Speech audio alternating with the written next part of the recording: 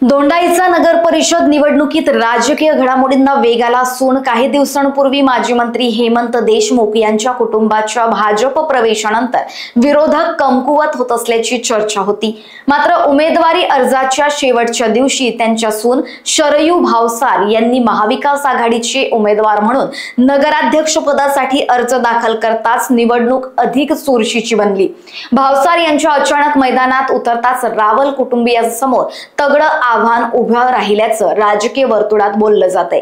अर्ज दाखल केल्यानंतर ॲडव्होकेट एकनाथ भावसार यांनी मंत्री जयकुमार रावल यांनी पोलीस आणि जिल्हा प्रशासनाचा गैरवापर करून दडपशाही केल्याचा आरोप केलाय। नगर परिषदेत सत्ता मिळाल्यानंतर ही सत्ता दडपशाही हटवू तसेच दोंडाईच्याची सुजान जनता आमच्या सोबत असल्यानं विजय निश्चित असल्याचा विश्वास त्यांनी व्यक्त केलाय। या निवडणुकीमध्ये महाविकास आघाडीतर्फे माझी मुलगी शरयू एकनाथ भावसार यांनी नगराध्यक्षासाठी उमेदवारी अर्ज दाखल केले आहे। खरं पाहिलं तर मी भारतीय जनता पक्षाच्या उमेदवाराने आम्हाला आव्हान निर्माण केलं असं समजतच नाही, कारण ही जनतेची निवडणूक आहे आणि शेवटी जनता ठरवत असते की विजय कोणाचा होईल आणि पराभव कोणाचा होईल।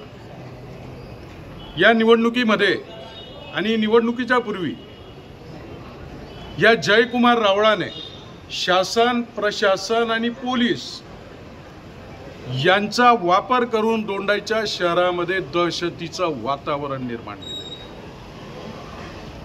आपण निवडणूक जाहीर झाल्यापासून जर पाहिलं, ज्या राजकीय घडामोडी घडल्या की जयकुमार रावळाने अनेक प्रस्थापितांना ब्लॅकमेल करून धाक दाखवून दडपशाही दाखवून त्यांच्या पक्षामध्ये नेलं आणि आज ते भाजपचा झेंडा घेऊन जयकुमार रावळांकडे गेलेले आहे।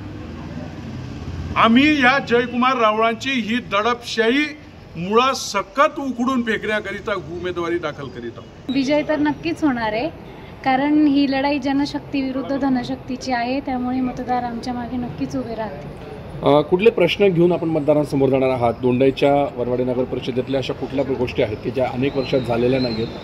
स्वच्छता, एज्युकेशन आहे, नंतर रस्ते वगैरे सगळं। ओके, आपल्यासमोर तगडं आव्हान देखील आहे भाजपचं, कसं पाहता त्या आव्हानाकडे? आव्हान तगडं आहे तर मज्जाच येणार, कारण तगडं राहील तेव्हाच तर जनतेला पण कळेल ना। जनतेमध्ये आपण जात असाल तर कशा पद्धतीने रिस्पॉन्स मिळतोय, काय जनतेची प्रतिक्रिया मिळतात आपल्या ऐकायला?